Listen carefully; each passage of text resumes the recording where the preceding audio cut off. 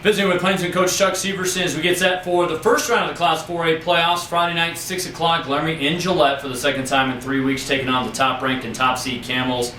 It was not a pretty game 2 weeks ago, kind of no way to hide that, Coach.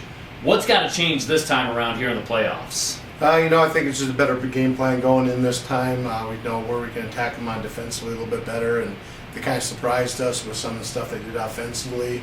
I don't think they're going to change a whole lot because of their success that they had against us the first time. So I think that gives us a better chance to game plan with the defense. And some personnel issues that we had, we can sub some new guys in that hopefully can take advantage of what they do against us. I hate to ask you this, but how impressed were you with what Gillette was able to do, both offensively and defensively? We knew they were good. We thought they were going to be one of the top 2 teams in the state this year, and they definitely, I think, have proven that throughout the season. Really good speed. I think their quarterback's playing at a very high level, which we knew he was going to be good, but I think he's playing even better than we thought he might be playing. And thought we did a fairly good job against their run at times, so we can clean that up, be a little bit more consistent against the run, and then lock down their pass a little bit more. That'll definitely make a difference on Friday. Last time you guys were coming off a loss, you had some turnover issues, and I just don't think the morale of the ball club was quite where it needed to be. But you come off a big win, built a lot of confidence, some momentum for yourself, particularly on the offensive side. Can you capitalize on that here, and do you think that these kids can relish the challenge of taking on number 1 again?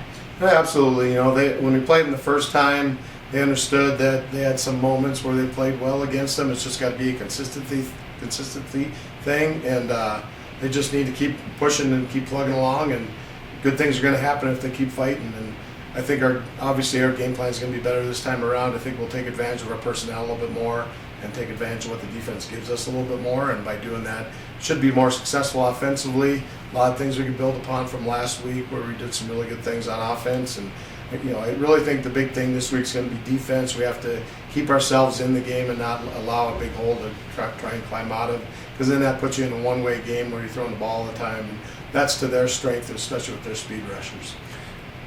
Do you think they'll adjust anything? They'll probably have a couple things maybe that they look at. They're probably going to look at Taylor a little bit running the ball. I think you heard him a little bit on option and running the ball on scramble on the passes, and so they're probably going to have to try and take that away a little bit. But offensively, I don't think they're going to change much, and other than maybe just keeping a little bit closer eye on Taylor, I don't think they'll change a whole lot on defense. You've been in this situation where you've had a number 4 seed go and win at a number 1 seed. How do you kind of impart that wisdom into your squad this week? The biggest thing is we make it a point that it's hard to beat a team twice, especially 2 weeks apart. And I don't think they're going to be mentally ready to play at a high level against us just because of the game last time. And it always gives you an opportunity to game plan against what you're going to see. I brought up to our guys the Bighorn game. When we played them in the regular season, we got beat 42-7, and we ended up beating them for the championship. So it's not necessarily how bad you got beat the first time, it's making the adjustments and coming in and playing at a high level against that opponent. 6 o'clock is the kickoff. Remember that, folks. It's not a 7 o'clock start. It's a 6 o'clock start, and let's hope that the Plainsmen show up at kickoff. It'll be a 4:30 broadcast with Verdon Hoops and myself on the call on AM 1290 KOWB. First round of the 4A playoffs, the Plainsmen and the Camels for the second time in 3 weeks.